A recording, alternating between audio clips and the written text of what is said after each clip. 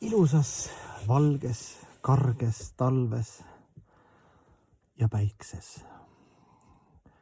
Toome siia Mulgimaa viimased uudised,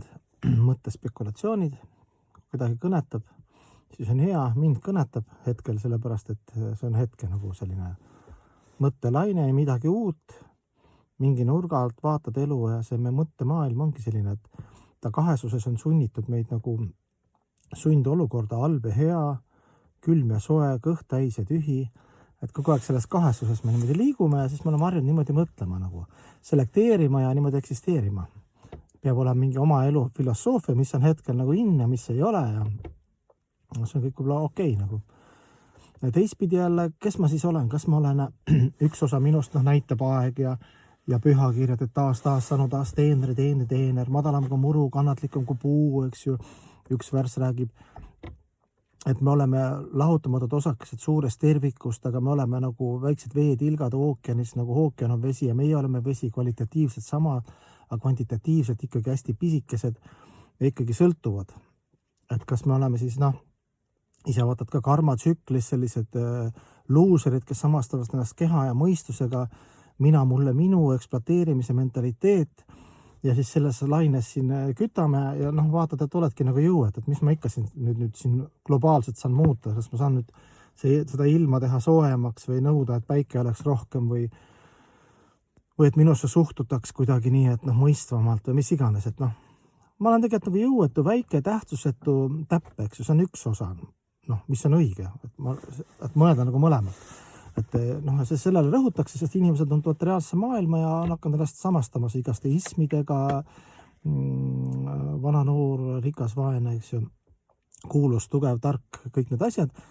Ja siis see ongi nagu ainuke selline õnne allikas.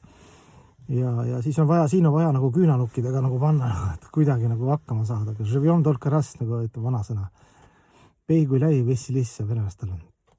Et mis iganes teed, peast sul hea on. Isegi Indias oli üks filosoofia koolkond, minu õpetaja rääkis, et need ütlesid ka, et kui sul kõht tühi on, siis mine varasta. Et mis teha,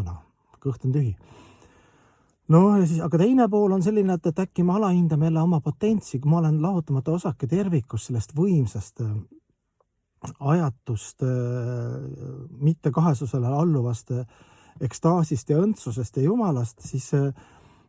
milles on probleem, eks ju, et teoorias ei ole lihtne, et teaduses on küsimus, see pilli häälestus, et kõigil on pill olemas, kõik on hingetasemel, saad Chitananda täis õndsust, igavikku teadmisi, kõik on olemas siin ja praegu. Et selleni jõuda, et selleks on vaja ka usku, et vahest me läheme nagu usku ja teadmisi, eks ju, häid eeskujusi, et vahest me läheme ühte äärmusesse, et ma olen taas teener, selline luuser, materiaalse maailma ja energia ori, karma ori, ühiskonna ori, keha ori, meelte ori ja siis ongi selline nagu lootusetu mingi vaimne depressioon tekib, eks ju. Aga vaimne, et kahte asja korraga mõelda, ühtepidi et ma olen sõltuv ja minu armastus sõltub sellest, kuidas ma suhtun kõigisse, ma pean nagu tingimusteta omaga püüdmatut armastust nagu tagasi õppima, see on mul algselt hinges olemas, enne ma maha ei rahune, ma võin otsida alkoholist, narkotsist, igast muudest jamadest, seda nätsu närida elu järel. Varem või hiljem ma pean pöörduma nagu igaveste väärtuste poole, aru saama, mis on igavene ja mis on ajutine, eks, mis on mateeria, mis on vaim ja seal kuidagi sambanda gian sanskriti keeles öeldakse. Et siis üks õpetaja ütles ka, et ei, me oleme tegelikult, sul on võimalus saada võimsamaks kui Jumal, kuigi meie filosoofias seda ei räägita, et me oleme teenrid, Jumala teenid ja meil on teenimise mentaliteet. Võimsamaks selles mõttes, et kui sul on puhas armastus, siis Jumal avab ennast nii palju, et ta annab ennast sulle. Kuigi sul on nii väike osake, see on nagu vaatad filmi, ja põhimõtteliselt sul ei ole sellist potentsi, sellist emotsiooni kogeda, võib-olla elu on sul igav hall, aga vaatad mingi filmi, mis on justkui nagu kunstlik, aga sa elad seal, lähed nii filmi sisse, elad rohkema emotsionaalsema šoki või ekstaasi saad sa lihtsalt filmi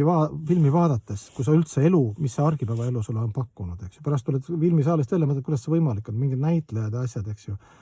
Et sa said sinna suurde mängu sisse, eks ju, see on nagu see suur tseen, eks ju. Ja sina emotsioone sulle pakuti sellist elamust, eks ju, mis argipäev sulle ei paku igapäevaelu. Samamoodi on seal veetilk ja ookean, mis ma alguses rääkisin H2O, et me oleme tegelikult see potentsi, me selles mõttes nagu alahindame, et meil ei saa mitte midagi, mitte kunagi keegi teha. nagu halba, sellepärast, et me oleme igavesed, noh, me ei allu tegelikult külm ja soe ja kõik see on sellest, et me teadus samastab sellest, need luubid on nii kaua olnud, eks ju, see on umbes sama, et keegi tuleb, võtab mu autopraati, lööb jalaga, eks ju, mõlgi sisse ja sa tunned, oi kui valus, aga noh, sa ei ole see auto, eks ju, samamoodi me ei ole see keha ja me ei ole selle dimensiooni materiaalne energia. Materiaalset energiat võime kasutada armastuse nimel ja sellest ma olen palju rääkinud. Ehk siis kahte asja korraga mõelda, et ma olen taas sanu taas teener kõikide elusolendite hea soovija, kõik on minust eespool, Jumal, eks ju, kõigil on hästi, mina olen lihtsalt loodud, et kõiki armastada, eks ju, ja läbi tegevuste, mõttetegevuse, kehategevuse ja siis hingetegevuse, need kõiki nagu alandlikult omaga püüdmatud teenida ja oledki hästi tänulik esivanematele, emakesele, loodusele, Jumalale, saad aru, et Jumal on kõik õieti teinud, kõik on õieti teinud, kõik on hästi, eks ju, küsimus on sinu mentaliteedis ja teistpidi, siis ma väärin, enne ma maha ei rahune, seda puhast, võimast, ajatud ekstaasi, tantsu, laulu, muusikat, mängulisest kõike, et tegelikult on see minu olemus, nagu loomulik olemus, et samal ajal ma olen madalam kui muru, eks ju, kannatlikum kui puu, eks ju, nagu väike terakene siin universumis, samal ajal see minu potents, et ma ei tohi alahinnata seda, mis ma nagu väärin, see, mis Jumal nagu hea meelega annab, ta annab ennast mulle, ta annab kõik mulle, eks ju, küsimus on nüüd ainult minu selle väikse valikuvabaduse nagu lihvimisest läbi praktika, läbi teadmiste, läbi heade eeskujude, läbi pühakirjade, eks ju, läbi karma, seal nagu majandada ja õppida need mängureeglid selgeks.